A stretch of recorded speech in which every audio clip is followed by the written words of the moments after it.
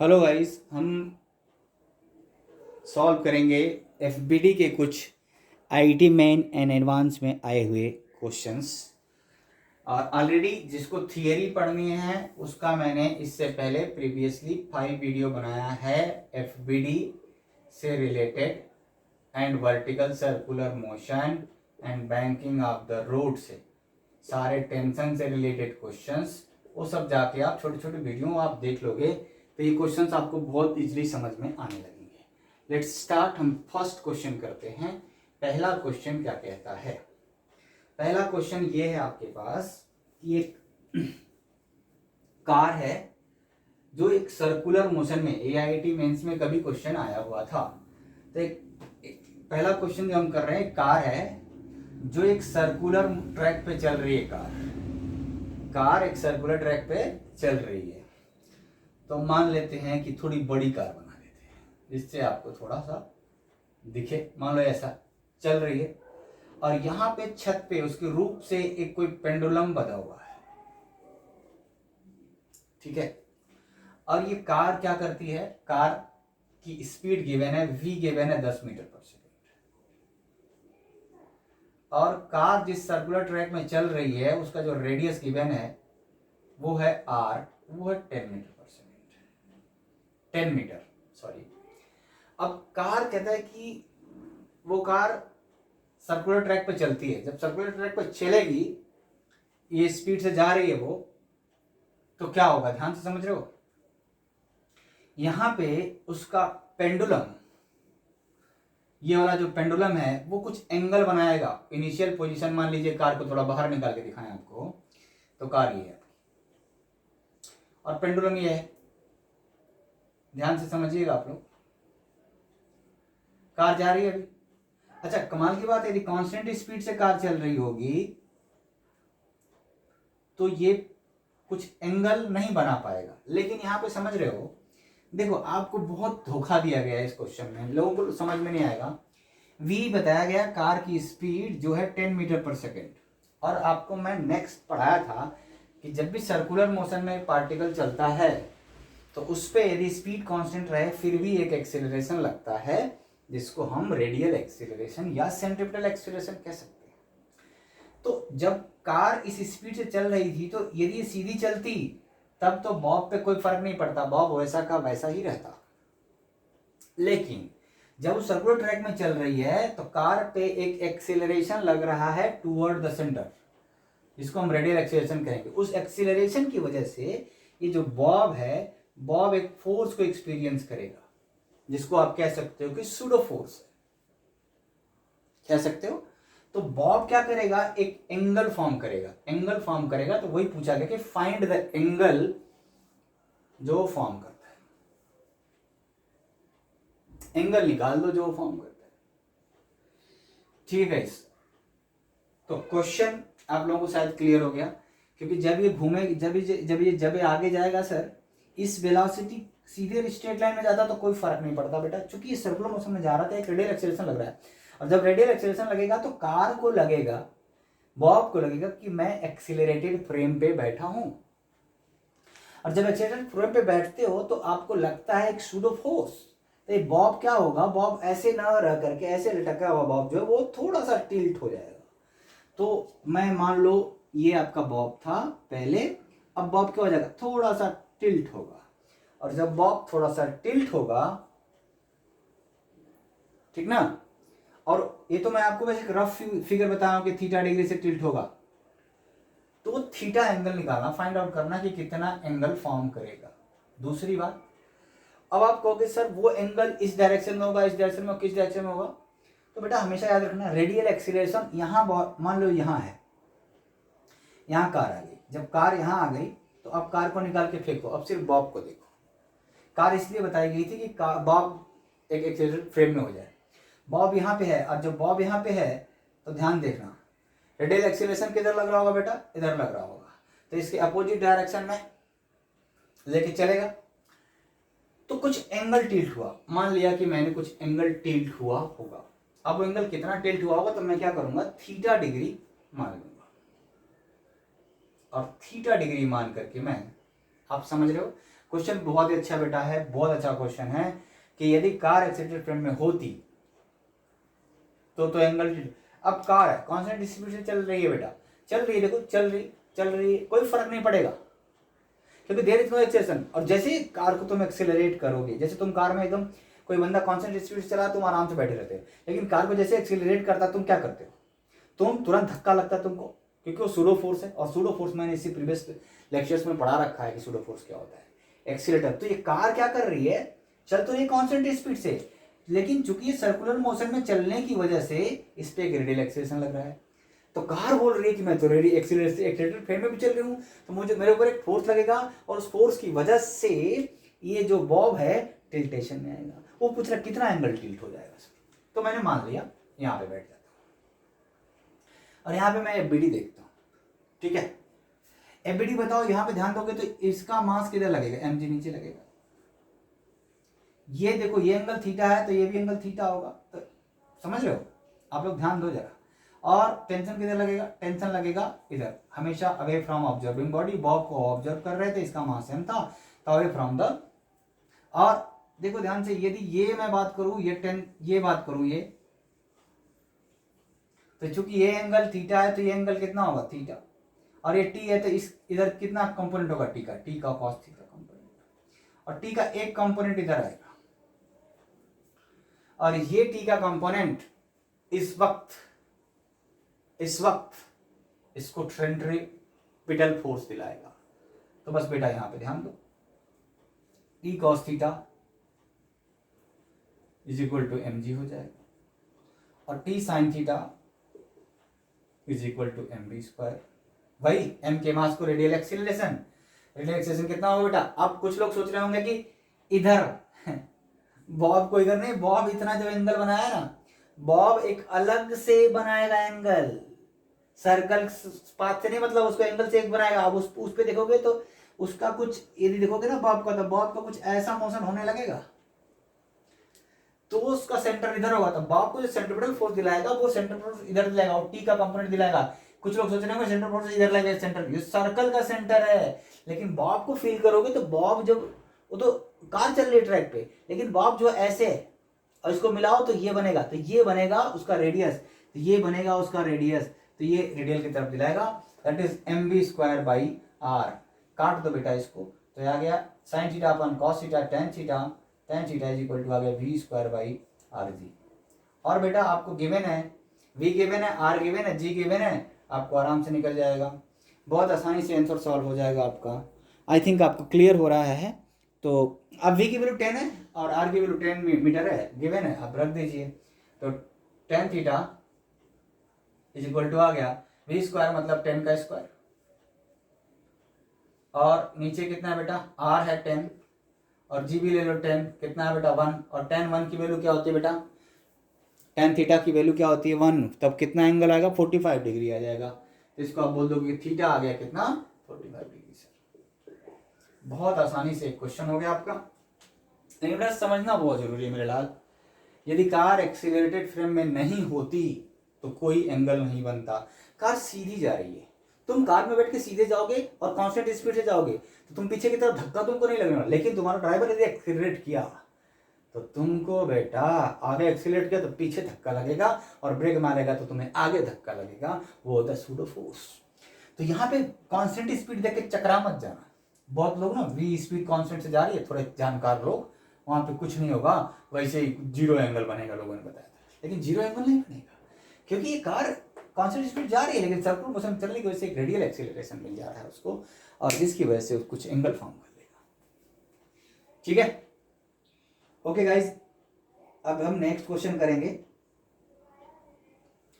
और next question बहुत आसान है, लेकिन आप लोग थोड़ा सा ध्यान दीजिए तो।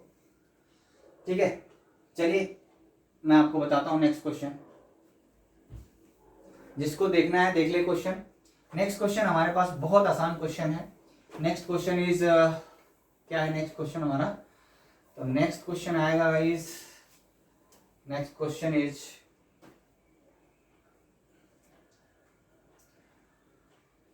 नेक्स्ट क्वेश्चन है a block of mass 0.1 kg, एक ब्लॉक है जिसका मास है 0.1 kg, तो आपको मास गिवन है बेटा, आप लिख देना मास 0.1 kg। बहुत आसान। Is held against a wall, एक वॉल है, एक दीवार के अगेंस्ट उसको हेल्ड किया गया है। तो पहले एक दीवार बनाता हूँ और एक 1 kg का मास है जिसको रोका गया है। अब रोकने के लिए क्या होगा, रोकने के लिए तुमको पता है ना कि इसका मास m है और m कितना है 0.1 kg है, तो ये नीचे जाएगा, तो तुमको इधर से एक दबा के रखना पड़ेगा, कोई फोर्स लगाना पड़ेगा तभी रुकेगा। और उसके लिए फ्रिक्शन होना चाहिए, क्योंकि फ्रिक्शन ऊपर लगेगा mg को बैलेंस करेगा। तो बहुत आसानी से कह रहा है कि 5 न्यूटन का फोर्स लगाया। ये फोर्स उसने बोला कि दीवार पे मैंने 5 न्यूटन का लगाया है। The coefficient of friction between the block and the wall is 0.5। Coefficient of friction भी आपको गिवन है। The magnitude of the frictional force acting on the block, friction force पूछा है कि कितना फ्रिक्शन लगेगा सर, वो बता दीजिए। देखिए मैं इस क्वेश्चन को फिर से आप लोग देख लो यदि किसी को दिक्कत है क्वेश्चन में। तो a block of mass 0.1 kg is held against a wall applying a horizontal force of 5 Newton on the block. If the coefficient of friction between the block and the wall is 0.5, the magnitude of the frictional force acting on the block is। Frictional force का magnitude आपको निकालना है। किसको लगता है क्या होगा? देखिए फ्रिक्शन फोर्स क्या होता है, ये फ्रिक्शन फोर्स हमको फाइंड आउट करना है। तो फ्रिक्शन बहुत आसान क्वेश्चन है। फ्रिक्शन फोर्स, तो फ्रिक्शन फोर्स का फॉर्मूला होता है म्यू इनटू नॉर्मल रिएक्शन, सब लोग जानते हैं, ठीक है। अब म्यू कितना है यहाँ पे ध्यान दीजिए 0.5, और नॉर्मल रिएक्शन कितना है आपके पास? नॉर्मल रिएक्शन क्या हो जाएगा, एक कंटैक्ट सरफेस। और देखो बेटा कुछ लोगों को लगता है नॉर्मल रिएक्शन से केवल mg होता है। बेटा नॉर्मल रिएक्शन हर जगह mg नहीं होता है। नॉर्मल रिएक्शन सिर्फ एक ही केस में mg होता है, जब आप एक ग्राउंड पे ऐसे रखे हो, mg नीचे लग रहा है और सरफेस के परपेंडिकुलर नॉर्मल रिएक्शन है, तो ये normal reaction is equal to mg होगा। लेकिन यहाँ पे क्या होगा, नॉर्मल रिएक्शन की डिफिनेशन जाओ और जाओ मेरे प्रीवियस वीडियो में नॉर्मल रिएक्शन की डिफिनेशन लिखी हुई है कि normal reaction always act perpendicular to the contact surface. बेटा ये डिफिनेशन नहीं पता तो n is equal to mg करोगे और यहाँ भी n is equal to mg करोगे, मर जाओगे यार, मर जाओगे यार। ये 5 न्यूटन का आपका फोर्स लग रहा था। तो आप ध्यान दीजिए normal reaction always perpendicular to the contact surface. बेटे डिफिनेशन में जान होनी चाहिए, डिफिनेशन तुम्हारे पास होनी चाहिए, और ये बुक्स में नहीं लिखी होती है, इसलिए टीचर का आप क्लास लेते हो। तो जाओ डिफिनेशन को क्लियर करो। तुम लोगों को लग रहा होगा कि ये टीचर ये बंदा हल्के हल्के में पढ़ा रहा है यार, अभी ये है वो है, नया बंदा है, दिस है दैट है। भैया ऐसा क्या है कि अपने पास टाइम नहीं होता था कि अपन लोग वीडियो बनाए। कोरोना ने सब कुछ करवा दिया, कर रहे हैं अपन लोग, कोई दिक्कत की बात नहीं है। क्योंकि कोरोना में क्या है कि भाई कुछ तो पॉजिटिव हो, तो डिफिनेशन आपको मिल जा रही है, नहीं तो ये डिफिनेशन बुक्स वगैरह में आपको स्टेट नहीं मिलेंगी। टेंशन की डिफिनेशन आप खोजते रहो, पता ही नहीं है कि always away from observing body, normal reaction is always perpendicular to the contact surface. अब देखो ये कॉन्टैक्ट सरफेस है, कॉन्टैक्ट सरफेस के मतलब नॉर्मल रिएक्शन इधर लगेगा, नॉर्मल रिएक्शन इधर लगेगा, तो नॉर्मल रिएक्शन इस 5 न्यूटन को बैलेंस करेगा। तो इस वक्त नॉर्मल रिएक्शन आपका हो जाएगा बेटा कितना, 5 न्यूटन, क्योंकि नॉर्मल रिएक्शन हमेशा इधर लगेगा परपेंडिकुलर कॉन्टैक्ट सरफेस, और उसको बैलेंस करेगा 5 न्यूटन, तभी बॉडी कहीं नहीं जा रही है। तो नॉर्मल रिएक्शन तुम्हारा यहाँ पे हो गया 5 न्यूटन का। तो यहाँ पे 2.5 का क्या आ जाएगा, फ्रिक्शन। 2.5 न्यूटन का फ्रिक्शन आ जाएगा, 2.5 न्यूटन का फ्रिक्शन आ जाएगा। अब यहां पे एक बात समझनी पड़ेगी, ध्यान दीजिएगा। अब कुछ लोगों को ये लगेगा कि सर इधर लगेगा फ्रिक्शन और इधर लगेगा mg। ध्यान से मेरी बात को सुनना,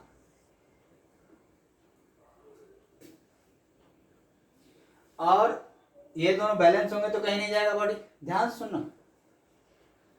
तो F is equal to mg लिखोगे, और m कितना है तुम्हारा 0.1 kg और जी की वैल्यू कितनी है, मान लो 10, कितना आ गया बेटा, 1 न्यूटन।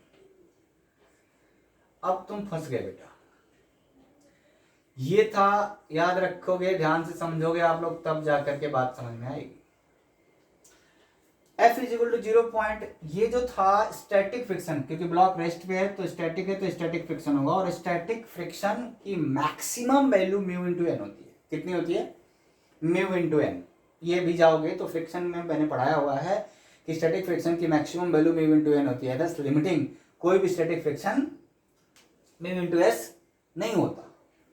तो ये जो तूने फ्रिक्शन निकाला है बेटा, वो तो मैक्सिमम निकाला, mu into normal reaction. Mu into normal reaction is the maximum static friction. क्या है, मैक्सिमम स्टैटिक फ्रिक्शन। या क्वेश्चन में तुमको पूछेगा तब आप बता सकते हो कि मैक्सिमम स्टैटिक फ्रिक्शन 2.5, लेकिन आपसे मैक्सिमम स्टैटिक फ्रिक्शन नहीं पूछा है,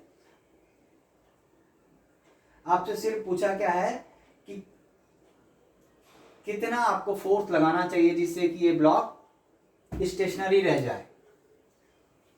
फिर से मेरी बात सुनना ध्यान से। तो मैक्सिमम स्टैटिक फ्रिक्शन तो इतना हो सकता है, लेकिन यहां पे मैक्सिमम स्टैटिक फ्रिक्शन नहीं लग रहा है, क्योंकि static friction is directly proportional to the applied force. इसको नीचे ले आने के लिए अप्लाइड फोर्स mg जो लग रहा है 1 न्यूटन का, तो उसको अपोज करने के लिए मात्र स्टैटिक फ्रिक्शन लगेगा 1 न्यूटन का। कितना लगेगा, 1 न्यूटन का। ये पार्ट गलत था, सही क्या था बेटा, static friction self adjusting force होता है, जितना उस पर फोर्स लगाओगे उतना ही वो लगाता है। नीचे mg को रोक के रखने के लिए सिर्फ 1 न्यूटन की जरूरत है, क्योंकि m इंटू जी वो 1 न्यूटन आएगा, तो फ्रिक्शन ही सेल्फ एडजस्ट करके 1 न्यूटन का हो जाएगा। कोई दिक्कत आपको, देख लो आप लोग, दिक्कत नहीं होनी चाहिए, क्योंकि अप्लाइड फोर्स आप जाके वो वीडियो देखो जिसमें हमने फ्रिक्शन पढ़ाया हुआ है।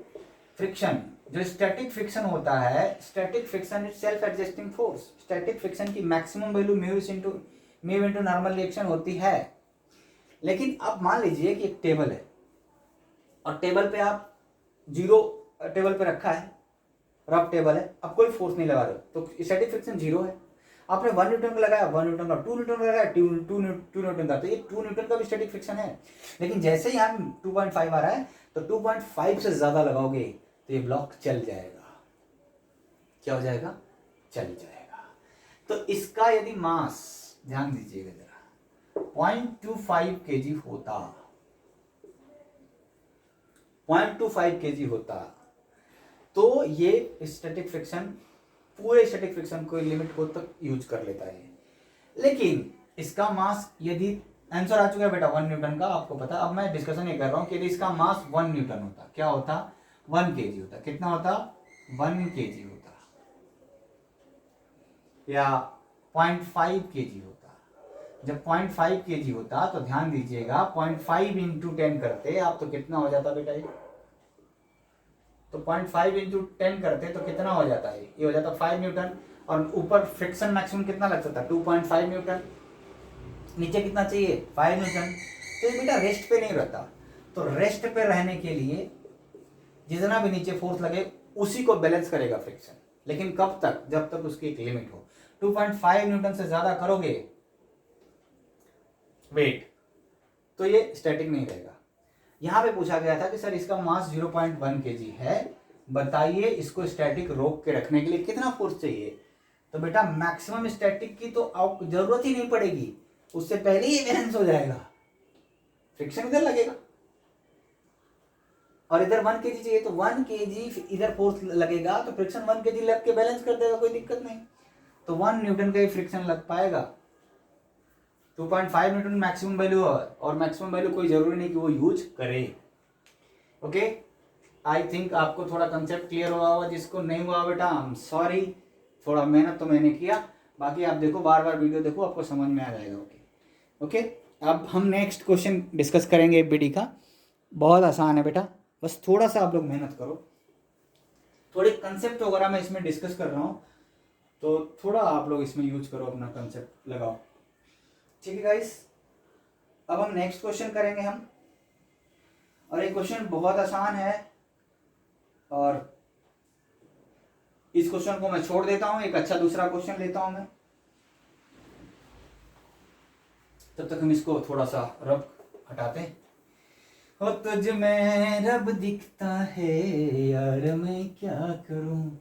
दोस्तों गाना वाना गा लिया करो, मस्ती से रहा करो, फिजिक्स बिना मस्ती के पढ़ी नहीं जाती, और जो लोग मस्त नहीं होते वो फिजिक्स नहीं पढ़ सकते। तो मस्त बिंदास रहो यार।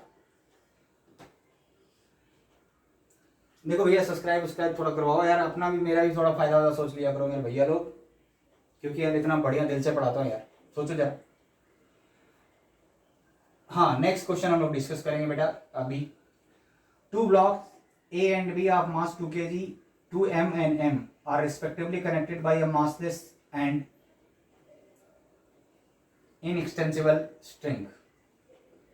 देखो यार बहुत आसान, एक स्ट्रिंग है, धागा है बहुत पतला सा, लो एक धागा, और इस धागे से एक दो मास बांध दिए गए हमारे पास। एक मास मान लेते हैं 2m का है और दूसरा मास है बेटा m का। किसी को दिक्कत हो तो बता देना आप। Two blocks A and B, इसका नाम ए रख देते हैं, इसका नाम बी रख देते हैं, of mass 2m and m respectively are connected by a massless and inextensible। पहली बात बता दूं कि IIT मेंस और नीट तक स्ट्रिंग की प्रॉपर्टी बता रहा हूं हमेशा। एक लाइन फ्री में लिखी होती है आपके क्वेश्चंस में, आप इसको देख के डर जाते हो, तो वो एक लाइन हटा लीजिए। स्ट्रिंग हमेशा इनएक्सटेंसिबल होती है। इनएक्सटेंसिबल का मतलब होता है इसको और खींचा नहीं जा सकता, ऐसा नहीं लटकने पे फैल जाएगी, नहीं फैलेगी, टूटेगी। और ये दूसरा है कि इसका मास भी कुछ नहीं होता, कुछ मास लेस होती है। क्यों मास लेस होती है? क्योंकि यदि मास लेस नहीं लोगे तो ये भी एबीडी में आने लगेगा, इसका वेट वगैरह आने लगेगा। तो हमेशा पुली के केस में भी जब स्ट्रिंग लेते हो तो स्ट्रिंग मास लेस होती है, उसमें कोई मास नहीं होता है और इनएक्सटेंसिबल होती है। इतना बात है ध्यान रखने का। ओके बेटा, तो ये एक लाइन बकवास थी कि स्ट्रिंग मासलेस है और इनएक्सटेंसिबल, हर जगह ही होती है, और हमेशा आईआईटी वाले हमेशा लिखते हैं। अब आगे बढ़ते हैं, पूरा ये बना दिया हमने। The whole system is suspended by a massless spring.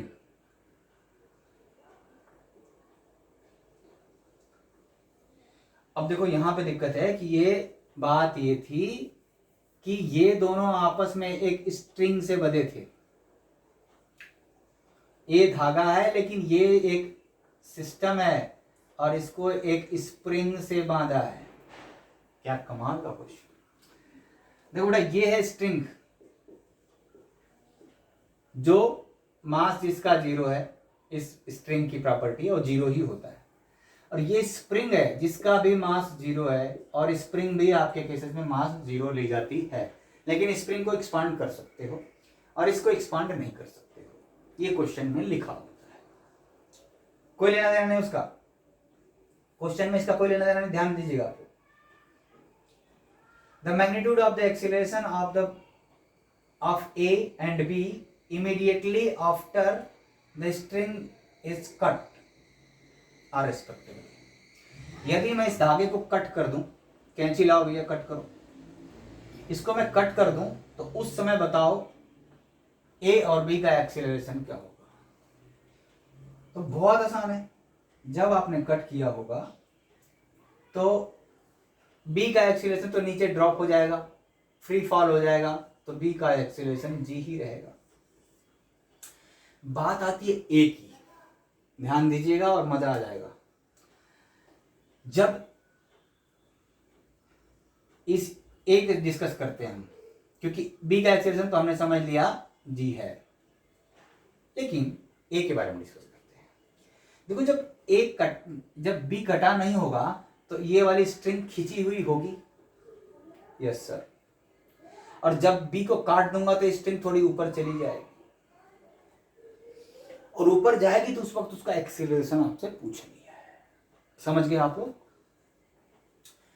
क्योंकि यदि मैं कट करूंगा तो ये नीचे जाएगा और ये स्प्रिंग भी थोड़ी ऊपर जाएगी, क्योंकि पहले खींची हुई होगी, अब ऊपर जाएगी। तो कहता किस एक्सीलरेशन से स्प्रिंग ऊपर जाएगी, मतलब स्प्रिंग जाएगी या ए ब्लॉक का मास किस एक्सीलरेशन से जाएगा, ये पूछा है आपसे। बी तो आपने निकाल लिया। बहुत आसान क्वेश्चन है और यहाँ पे हम थोड़ा ध्यान दें तो एफबीडी हम बना सकते हैं। ध्यान दीजिएगा, शुरुआत में क्या रहा होगा, इसकी एफबीडी बनाते हैं इस ब्लॉक की, स्प्रिंग जब कटी नहीं थी तब की।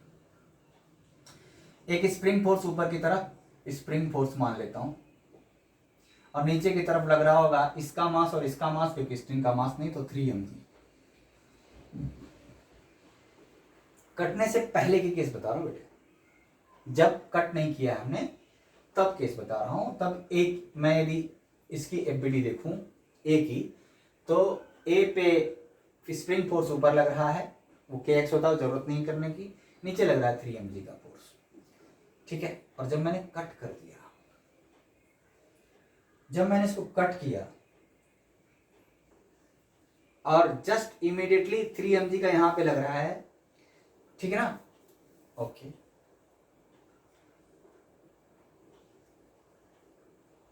और जब मैं इसको कट कर दूं तो स्प्रिंग फोर्स क्या हुआ आपके पास, स्प्रिंग फोर्स आप लोग देख लीजिए। स्प्रिंग फोर्स आपके पास क्या हो गया है, ये स्प्रिंग फोर्स है जिसको हम kx, बहुत लोग घबरा रहे होंगे तो मैं लिख देता हूं, स्प्रिंग फोर्स है, इसको हम kx लिख सकते हैं। और kx है हमारे पास 3 mg है। जब मैं इसको कट कर दूंगा तो क्या होगा, तो आप लोगों को समझ में आ गया है कि बी का एक्सेशन निकल गया, तो मैं इसको मिटा देता हूं। कट करने के बाद इसको मैं मिटा देता हूं। तो जब मैं कट करूंगा, कट करने से पहले का फोर्स हमने पता कर लिया। जब मैंने कट किया तो कट करने के बाद कमाल की बात ये है, ऊपर तो लग रहा होगा 3 mg, देखो उस वक्त क्योंकि ये 3 mg था तो स्प्रिंग फोर्स लग रहा होगा 3 mg का। पहले कट किया तो अब क्या बना, जब कट करने के बाद तो जो पहले लग रहा था 3 mg ऊपर लग रहा है, और लग रहा होगा क्योंकि खींच के वही फोर्स ले जाएगा, और नीचे लगेगा आपके पास 2 mg। कोई दिक्कत, फिर भी ब्लॉक किधर जा रहा होगा बेटा, ऊपर की तरफ। कितने मास का ब्लॉक है बेटा, 2m का। एक्सीलरेशन क्या ये है, तो बताओ ब्लॉक इधर जा रहा है तो कौन सा फोर्स बड़ा होगा, 3 - 2 mg। तो कितना बचेगा बेटा, mg। 3 mg - 2 mg, mg is equal to 2m के मास को a का एक्सीलरेशन, m से m काटा, a इज इक्वल टू आ गया बेटा g/2। बहुत आसान क्वेश्चन है, जिसको दिक्कत है मुझे जल्दी से बताइए आप। तो ऑप्शन में था आपके पास कि जो बी ए ब्लॉक आएगा, ए ब्लॉक का एक्सीलरेशन जो आएगा वो आएगा g/2 का, और बी ब्लॉक का तो एक्सीलरेशन आपको पता ही था, वो था g का। बी ब्लॉक का एक्सीलरेशन मतलब कि acceleration of B that is g। I think आप लोगों को समझ में आया होगा, बहुत आसान था क्वेश्चन। आप लोग थोड़ा मेहनत करो तो आपका क्वेश्चन लग जाएगा, ठीक है। तो मेहनत करना थोड़ा सा आप लोग सीख लें। ओके गाइज, आप वीडियो को सब्सक्राइब करें और शेयर भी करो यार। और देखो, जिस भी बच्चे को लाइव क्लासेस चाहिए, लाइव क्लासेस भी मेरी चल रही हैं डे टू डे। इसमें क्या होता है कि हम आपके पास यहाँ पे बता रहे हैं, जैसे क्वेश्चन बता रहे हैं, तो हर दिन कुछ छोटी 1-2 वीडियो जाती है जिससे आप कुछ क्वेश्चन कर सकते हो। लेकिन लाइव क्लास में क्या होती है, 3-3 घंटे की क्लास हो जाती है, 2-2 घंटे की क्लास होती है, तो रिक्वायरमेंट के अनुसार क्लासेज आपकी कंडक्ट कर ली जाती है। तो उस हिसाब से आपका IIT मेंस का जो भी टारगेट है या नीट का टारगेट वो पूरा हो सकता है। यदि आपको ये सब चीज़ समझ में क्लियरली आ रही है तो सब्सक्राइब करो, कमेंट करो, और यार बताओ कमेंट करके आपको यदि ज्वाइन करना है या कुछ करना है तो वो भी मिल जाएगा आपको। Okay guys, like share subscribe करो, आगे बढ़ाओ यार, बताओ लोगों को यार, और तुम जान लगा दो यार सिलेक्शन के लिए। Okay guys, thank you.